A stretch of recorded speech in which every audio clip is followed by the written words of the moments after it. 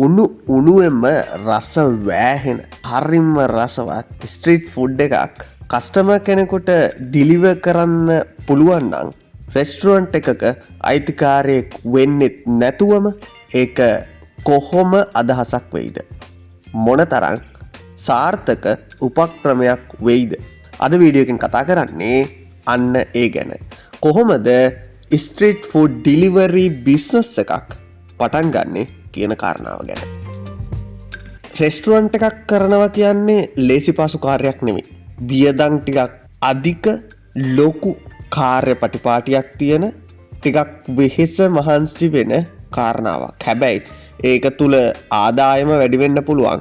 ඒහා සාපේක්ෂව ඔයාට වැය කරන්න වෙන මහන්සිය වැඩි. මේ කතා කරන්නේ රෙස්ටුරන්ට් එක කරන අයට තමන්ගේ පාඩුවේ ඒ වැඩේ කරගෙන යන්න දීලා පැත්තකින් ඉඳගෙන තමන් කොහොමද සාර්ථක ව්‍යාපාරයක් ආරම්භ කරන්න කියන කාරණාව ගැන. ඔයාට ලයිසන් තියෙනවා නම් බයික් පදින්න පුළුවන් නම් එහෙම නැත්නම් තව කෙනෙක් හයර් කරලා ඔයාගේ බිස්නස් එක දුවවන්න පුළුවන් නම් මෙන්න මේ කාරණාව ඔයාටම තමයි. අද කතා කරමු කොහොමද ෆුඩ් ඩිලිවරි බිස්නස් එකක් ආරම්භ කරන්න කියලා. මෙන්න මේ පොඩිම පොඩි විනාඩි 10ක් වගේ කාලයක් ඇතුළත. මේ බිස්නස් එක ආරම්භ කරන්න ඔයා රෙස්ටුරන්ට් එකක් පටන් ගන්න ඕන වෙන්නේ නැහැ.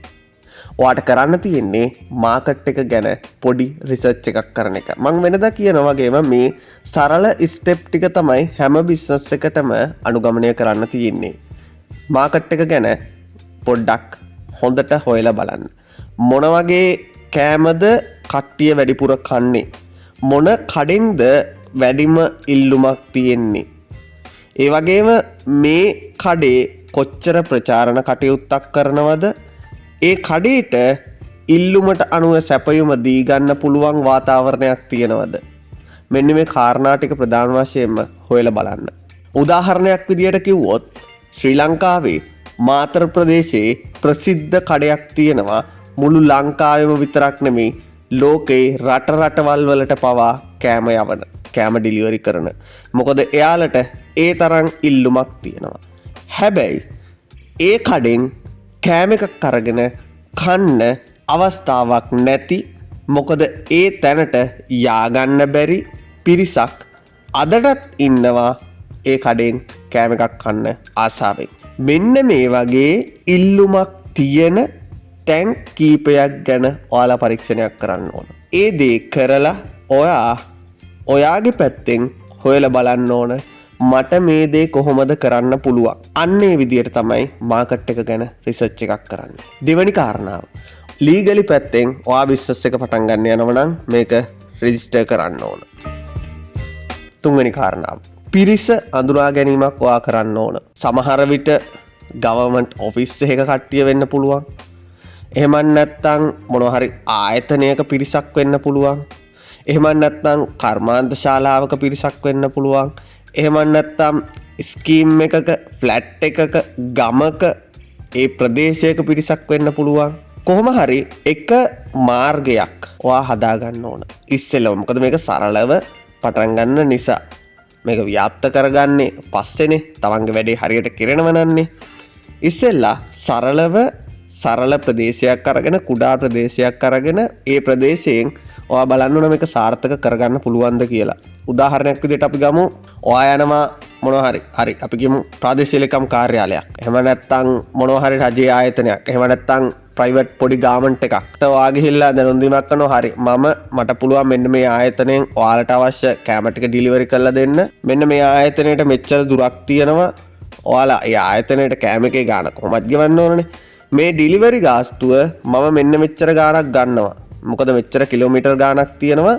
මම මේ කිලෝමීටරයට මේ ගානට මේ දේ අය කරනවා. අන්න ඒ විදිහට කතා කරලා ඔයාට පුළුවන් නම් අපි හිතමු යාලට ඕන හරි මට මේ සතියට මේ දවස් දෙකක් මේ ආයතනයට කැම ඩිලිවරි කරන්න පුළුවන්. ඔයාලා කියන දවස් දෙකක මට කැම ගෙනත් දෙන්න පුළුවන්. අන්න ඒ විදිහට හරි ප්ලෑන් එකකට ආයතනයක් ගානේ තමන්ගේ ප්‍රදේශයේ ආයතන 5ක් තියෙනවා නම් සතියේ දවස් 5ට ආයතන 5ක් එකතු කරගන්නවා. දවසට ඔයාට එන ආදායම රුපියල් 5000 නම් මේ කතා කරන්නේ ආදායම වියදම කපලා බයික් එකකන යන්නේ තෙල් ටිකට යන්න ඕන වේදන් අරම ඔක්කොම දවසට ආදායම 5000 නම් දවස් 5ට වෙනකොට 25000ක්. හිතමු දවසට 20 දෙනෙක් ඕඩර් කරනවා කියලා. එක්කෙනාගේ 20 දෙනාගෙන් නම් එක්කෙනාගේ රුපියල් 50 ගානේ ඔයාට ප්‍රොෆිට් එක තිබුණොත් සුද්ධ ලාභය එක්කෙනාගේ රුපියල් 50 ගානේ ආවොත් 20 දෙනෙක්ගෙන් එතනම රුපියල් 1000ක් ඒ ආයතනෙන් ඇවිල්ලා. මේකට මුළු දවසම වැය කරන්න ඕන කියලා එකක් නැහැ. එතකොට ඒ දවසට ආයතන 3ක් 4ක් ඒ විදිහට තිබුණොත් කෑම 20 දිනෙට වඩා ඕඩර් කරොත් ඔයාගේ ආදායම වැඩි වෙනවා. අන්නේ තැනට ඔයා තමයි මේක දියුණු කරගන්න ඕන. Tamanට part time විදියට මේ දේ කරන්න පුළුවන්.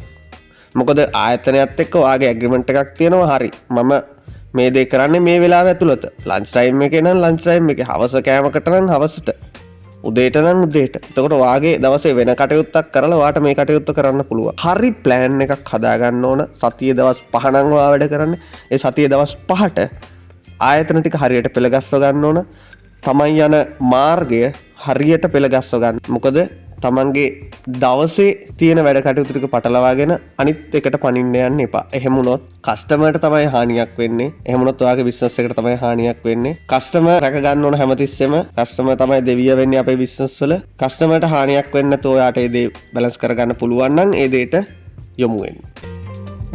අනිත් වැදගත්ම කාරණාව, ඔයා මෙහෙම කස්ටමර් බේස් එකක් හදාගෙන ඔයා බිස්නස් ටික අරගෙන යන්නේ තවත් තැනකට, තවත් කඩේකින් ඔයාගේ බිස්නස් ටිකට ඉල්ලගන්නේ, ඔයාගේ ඕඩර් ටික අරගන්නේ. ඔයා ඒ තැන අල්ලගන්න කලින් හොඳට මතක තියාගන්න ඔයාගේ ඉල්ලුමට එයාලට සැපයුම දෙන්න පුළුවන්ද කියන එක. මොකද ඔයාගේ දවසට ඕඩර් 100ක් ආවොත් ඔයා ඒ කඩෙත් එක්ක ඇග්‍රීමන්ට් එකක් තියාගන්න ඕන. මෙන්න මගෙන් අද දවසේ ඕඩර් 100ක් ඔයාලට එනවා. මේ වෙලාව ඇතුළත මට ඒ ඕඩර් 100 ඔයා දෙන්න ඕන. ඔයාට ප්‍රමුඛතාවය ඒ තැනින් ලැබෙන්න ඕන. මොකද ඔයා එක සැරේටම එයාලට මුදලක් දීලා එයාලගෙන් ඒ වැඩේ කරගන්න නිසා. අන්නේ පිළිබඳව හොඳට අවධානය යොමු කරන්න. මොකද ඔයාගේ කස්ටමර් බේස් එක ඔයාට නැති කරගන්න බෑ. එහෙම වුණොත් ඔයා අමාරුවේ වැටෙනවා. අනිත් වැදගත්ම කාරණාව, ඔයා බඩු ගන්න යන කඩේට, ඔයා ආහාර ටික ගන්න යන ඕඩර් ටික බාර දෙන්න යන රෙස්ටුරන්ට් එකට කවදාවත් දැනෙන්න දෙන්න එපා රෙස්ටුරන්ට් එක නිසා ඔයා යැපෙන බව. ඒක ඕනම බිස්නස් එකට අදාළයි, ඕනම කෙනෙක්ට අදාළයි. ඒ ආයතනය නිසා ඔයා යැපෙන බව එයාලට දැනෙන්න දෙන්න එපා.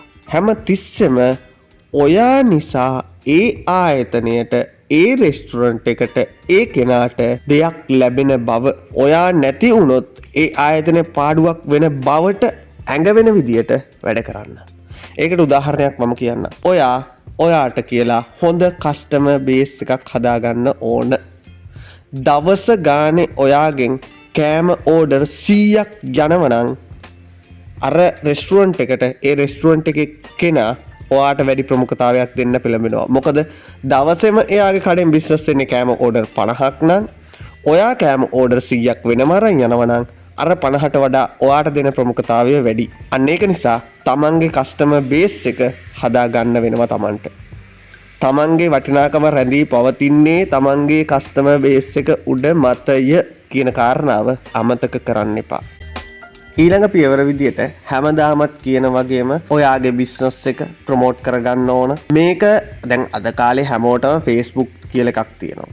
Facebook page එකක් නැති කෙනෙක් හොයාගන්න නැති තරම. අන්නේ දේවල් යොදා ගන්න වෙනවා මේකට. මම වෙනදා කියන වගේම TikTok page එකක් කරන්න, Facebook page එකක් කරන්න, මේ හරහා තමන් customer base එකක් එකතු කරගන්න. යම්කිසි ප්‍රදේශයකින් ඉස්සෙල්ලා ආරම්භ කරන්න.